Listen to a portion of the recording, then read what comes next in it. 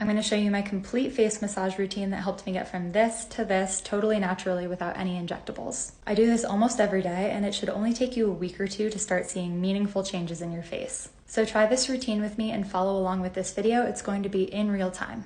You always need to start on your chest and neck when you're working on your face.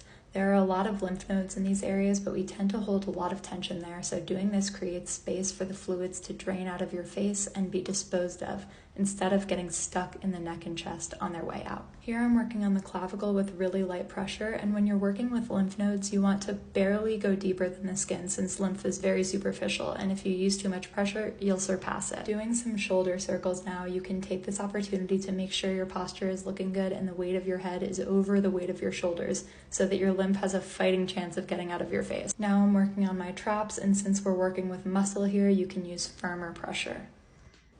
Moving on to the back of the neck, still with firm pressure. And now I'm massaging the spot where the skull meets the spine. This is a really neglected area, and it can release tension all down your shoulders. Moving on to the SCM, a lot of people tend to hold tension here, and when I first started doing face massage, I found this to be very sore. If you're struggling to find it, try turning your head to the opposite side a bit and it will reveal itself. I like to wiggle this muscle a bit to release tension. Be sure to work this muscle all the way from the front of the clavicle where it begins to right below the ear where it ends. Now with light pressure, I'm vibrating my fingertips around my ears and behind my jaw to open up those lymphatic passageways. Now doing the same thing underneath the chin to break up some stagnation. Moving up the scalp to the temporalis muscle on the side of the head, people with TMJ tend to hold a lot of tension here, so you can't neglect it if you have jaw pain. Now I'm using my fingertips to shift the skin of my scalp. I like to move it in diagonal motions to make sure it's not adhering to the fascia and to the skull.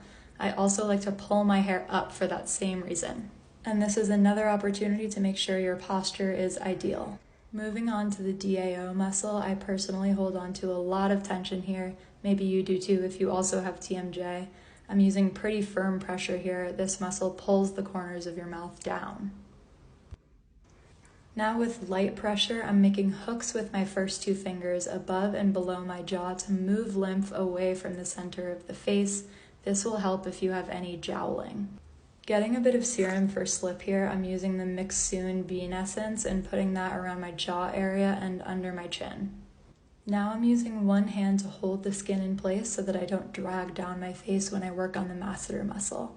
I'm using very firm pressure here, and with my mouth open, I'm looking for particularly tense areas and leaning into them with extra pressure. This should be really slow and it might be really tender. Make sure your mouth is open evenly and not off to the side. Keeping your mouth open ensures that the muscle is in a relaxed position while we work on it. If you find a spot that's really sore, you can also lean the weight of your head into it for extra tension release. Now with light sweeping motions, I'm moving the fluid from under the chin down the neck. I have one finger on the jaw and the rest of my fingers are under the chin. You can see I'm starting to get pretty red here. You might be too. That's fine by me. It means that I'm increasing the blood flow to my skin, which has tons of benefits, from making your skin glow to increasing collagen and preventing the accumulation of toxins. Okay, here's a fun one. I'm stretching my lips horizontally, which can be great for those vertical lines that we get as we age. This also helps to plump up your lips. Make sure to pay special attention to the corner of the mouth. It's a point where a lot of muscles meet, so it can be surprisingly tense. Now I'm rolling my skin up to the top of my skull. This can have a lifting effect, and again, we're making sure we don't have any adhesions around the scalp. If you have a thin face like me, you don't want to do the skin rolling part of this massage every day though. Just do it a few times a week and instead use this time to focus on areas where you hold extra tension.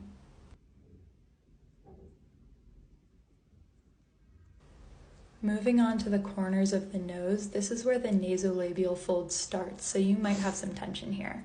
I'm pinching underneath and above the corner of my nose to iron out the muscle that creates smile lines. I find it helpful to wiggle and vibrate it. You don't want to have too much lotion on your face and hands when you're doing this part of the massage. For most of this routine, you don't need any face cream, but I like to have a serum on hand to make sure that I'm not dragging my skin at the times when I do need it. Now focusing on the cheekbone, I'm hooking my thumbs underneath the high points of the bone, directly below the pupils. This is another spot where several muscles overlap and it can be surprisingly sore. Making hooks out of my first two fingers again to go under and over the cheekbone and sort of carve out that angle.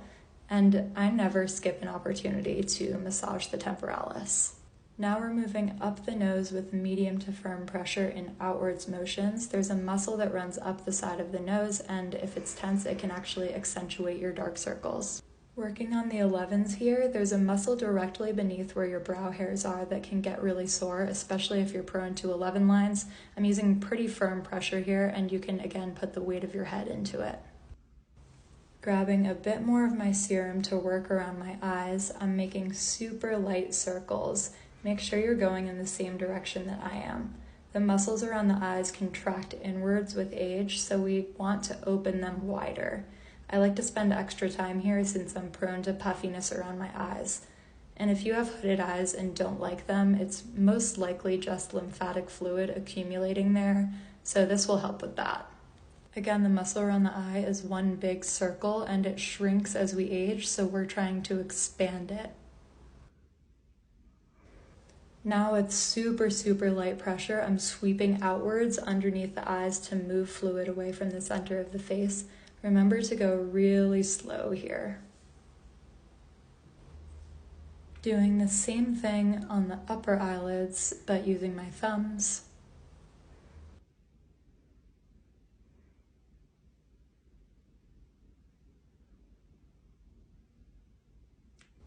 Now using the forefingers, I'm moving up the sides of the nose, across the entire face, and down the neck with really light pressure.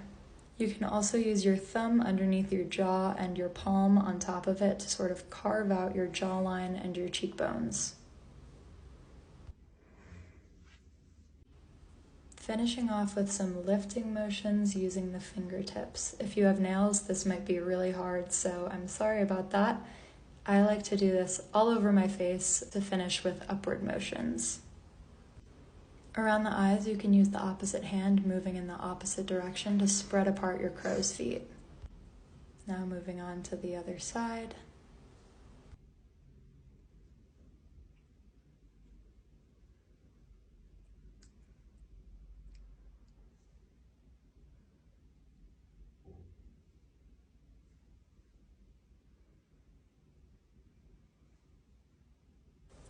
And the last thing I'll do is use my palms to move up my forehead.